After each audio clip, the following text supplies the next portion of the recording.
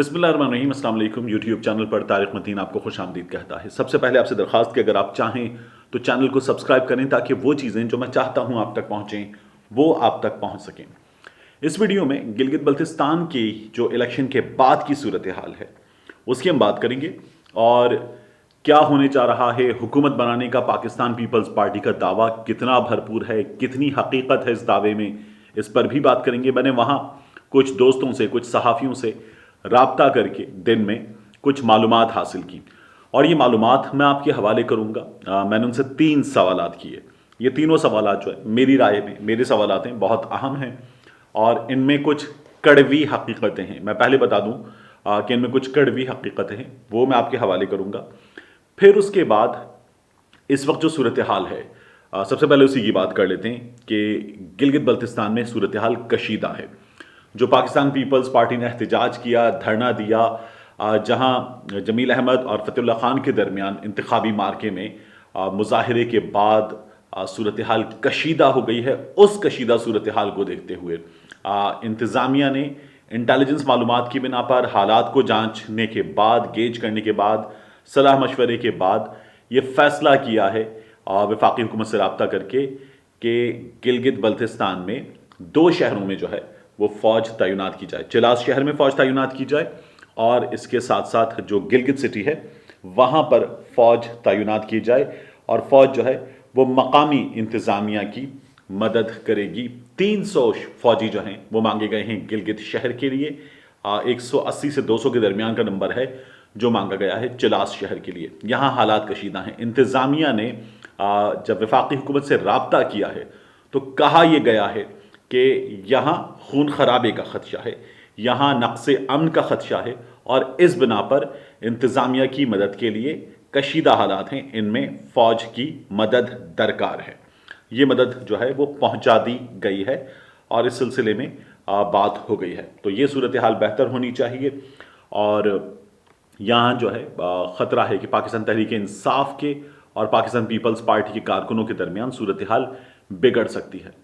ये जो इंतखाबी मार्का है जिसका नतीजा हमारे सामने नहीं आ रहा, जहाँ पाकिस्तान पीपल्स पार्टी अपनी फतह का दावा कर रही है, पाकिस्तान तहरीक इंसाफ अपनी जीत का दावा कर रही है, इसमें उम्मीदवारों का जो हशर हो जाएगा। मैं आपको एक तस्वीर दिखाता हूँ, इससे आप अंदाज़ा लगा सकते हैं कि कितना थका देने वाला है ये मरहला, और इसमें बार बार ये जो है दिमागी मुशक्क़त है, जिस्मानी मुशक्क़त है, और फिर उसके बाद जो है ये आसाब शिकन मुकाबला बन गया है। इनका ये हशर हुआ है कि ये कहीं भी पढ़ के अगर कंट्रोल ना भी कर पा रहे हो, जागने की कोशिश भी कर रहे हो, तो अब इन्हें नींद आ जाती है। मुसलसल जाग जाग कर इनका ये हाल हो चुका है।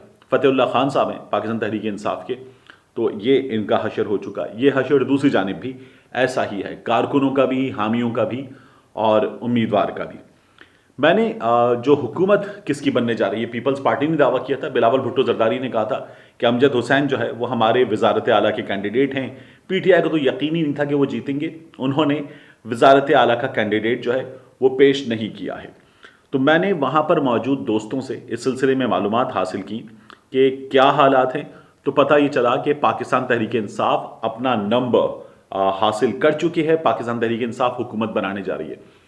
एक इंतखाबी मार्का जो 22 नवंबर को होगा, जो एक कंटेंडर की मौत के बायस जो है वो आगे बढ़ गया था, वो इंतखाबी मार्का होगा, और वो सीट वहाँ से ये पता चल रहा है कि पाकिस्तान तहरीक इंसाफ जीत लेगी। अब जब नंबर बेहतर हैं तो जीत के इम्कानात और भी बढ़ गए हैं। उसके बाद फतेहुल्लाह खान साहब की जो सीट है, ये सीट हमारे सामने आना बाकी है। 10 ये हैं, और पाकिस्तान तहरीक इंसाफ ने आज़ाद उम्मीदवारों की हिमायत भी हासिल कर ली है, और ITP भी और MWM भी पाकिस्तान तहरीक इंसाफ के साथ है। तो हुकूमत पाकिस्तान तहरीक इंसाफ बना रही है। पाकिस्तान तहरीक इंसाफ की जानिब से मैं आपको बताऊं, यहाँ पर जो नाम आ रहे हैं, जो मैंने मालूमात हासिल की हैं आपके लिए, उन मालूमात के मुताबिक मैंने कुछ दोस्तों से मुसलसल रब्ता करके मालूमात हासिल की हैं, ये मैं आपके हवाले कर देता हूँ।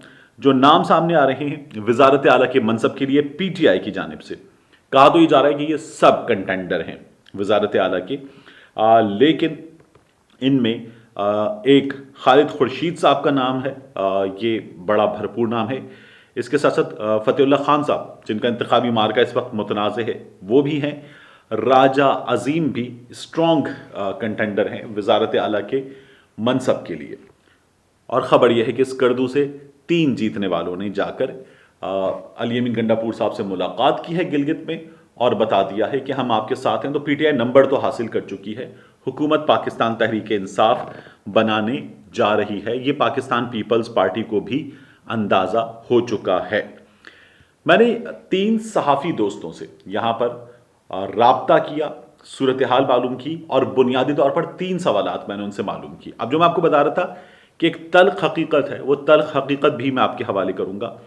تو اس میں نے ان سے ایک یہ پوچھا کہ انتخابات کے روز کیا حال رہا، دھاندلی ہوئی یا نہیں ہوئی.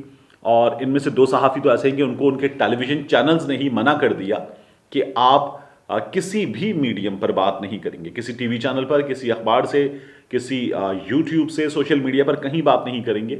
پابندی ان کے آرگنائزیشن کی جانب سے. تو یہ آف دا ریکارڈ گفتگو ہے، اس لیے وہ زیادہ کھل کر انہوں نے ان سوالوں کے جوابات دیے ہیں.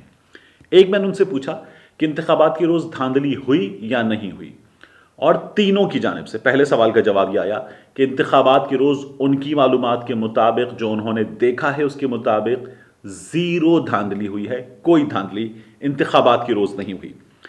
پری پول ریگنگ کے حوالے سے جو کڑوی حقیقت ہے، ان کا یہ کہنا ہے کہ پری پول ریگنگ ہوئی. اس پری پول ریگنگ میں تینوں نے یہ کہا، اور ان میں سے ایک دوست جو ہیں وہ پاکستان تحریک انصاف کو سپورٹ بھی کرتے ہیں، کہ سب سے زیادہ پری پول ریگنگ پاکستان تحریک انصاف کی جانب سے کی گئی. وفاقی وزراء موجود تھے، وائلیشنز بھی کی گئی اور پری پول ریگنگ بھی کی گئی. کچھ پری پول ریگنگ پاکستان مسلم لیگ نون کی جانب سے کی گئی، کیونکہ پاکستان مسلم لیگ نون جو ہے وہ گزشتہ حکومت میں تھی، تو ان کا اثر و رسوخ انتظامیہ پر تھا. اور پری پول ریگنگ کے حوالے سے پاکستان پیپلز پارٹی نے پیسہ بہایا، یہ بھی ان رپورٹرز نے بتایا.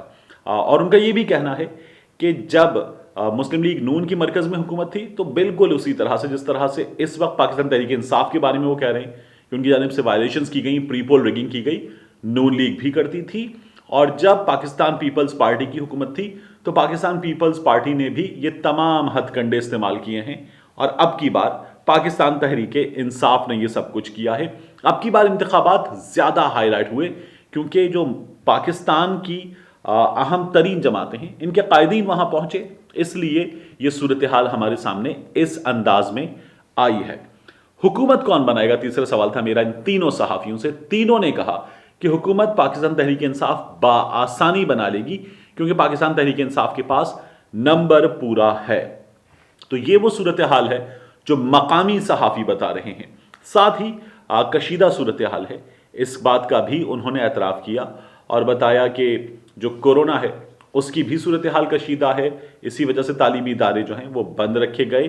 لیکن اب یہ جو دھرنے اور احتجاج کی صورتحال ہے، اس کی وجہ سے ایک نقص امن کا خدشہ ہے، خون خرابے کا خدشہ ہے، اور اس کے ساتھ ساتھ خدشہ یہ بھی ہے کہ کورونا کی وبا مزید پھیلے گی. اس قدر شدت کی سردی میں اگر کورونا وائرس کی وبا پھیلے گی تو صورتحال وہاں بہت زیادہ خطرناک ہو سکتی ہے. ملتے ہیں آپ سے اگلے ویلاگ میں.